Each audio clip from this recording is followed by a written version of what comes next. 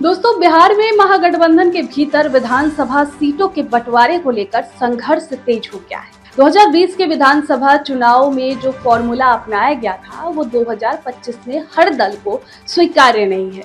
बीते 5 वर्षों में दलों की ताकत, जनाधार और राजनीतिक स्थिति में आए बदलावों ने नए समीकरण खड़े कर दिए। सबसे पहले बात करते हैं विकासशील इंसान पार्टी यानी वीआईपी, जो इस बार महागठबंधन का नया सदस्य है। वीआईपी ने आते ही बड़ी मांग थोपी, सीधे 60 सीटों पर दावेदारी। वहीं कांग्रेस भी अपने पुराने रुख पर अड़ी हुई है और 70 सीटों की मांग कर रही है। इधर वाम दलों ने भी सबसे सक्रिय भाकपा ने 19 सीटों के बजाय इस बार कम से कम 25 सीटों पर चुनाव लड़ने की इच्छा जताई।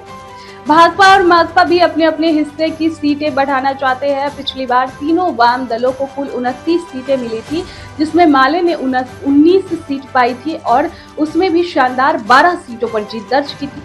माले अब महागठबंधन के सबसे भरोसेमंद और परफॉर्मिंग घटक के तौर पर खुद को पेश कर रही है। भाकपा माले ने राजद को साफ संदेश दे दिया है कि उसे इस बार कम से कम 22 जिलों में प्रतिनिधित्व चाहिए। खासतौर पर दक्षिण बिहार के जिले जैसे नालंदा, नवादा, जमुई, गया, औरंगाबाद और कैमूर उनके एजेंडे में है। उत्तर बिहार के जिन जिलों में पहले प्रतिनिधित्व नहीं था, जैसे दरभंगा, मधुबनी, सुपौल और पूर्णिया, अब वहां भी माले अपना दावा मजबूत करना चाहती है। माले ने लोकसभा चुनाव के प्रदर्शन को भी सीट बंटवारे का आधार बनाने की मांग की है। इस वर्ष के लोकसभा चुनाव में माले ने 3 सीटों पर चुनाव लड़ा और 2 पर जीत दर्ज पाई। स्ट्राइक रेट के हिसाब से ये महागठबंधन के अंदर सबसे बेहतरीन रहा। भाकपा और माकपा की स्थिति भी दिलचस्प है।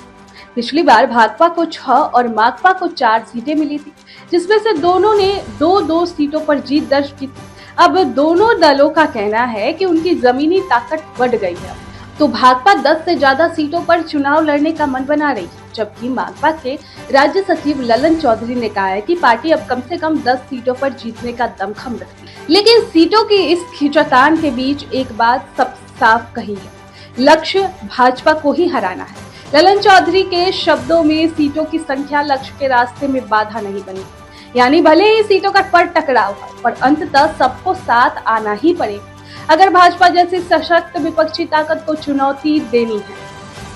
महागठबंधन के भीतर सीटों को लेकर जो खींचतान चल रही है वो स्वाभाविक है, लेकिन चुनौती ये है कि कहीं यह अंदरूनी कलह भाजपा के लिए अवसर न बन जाए।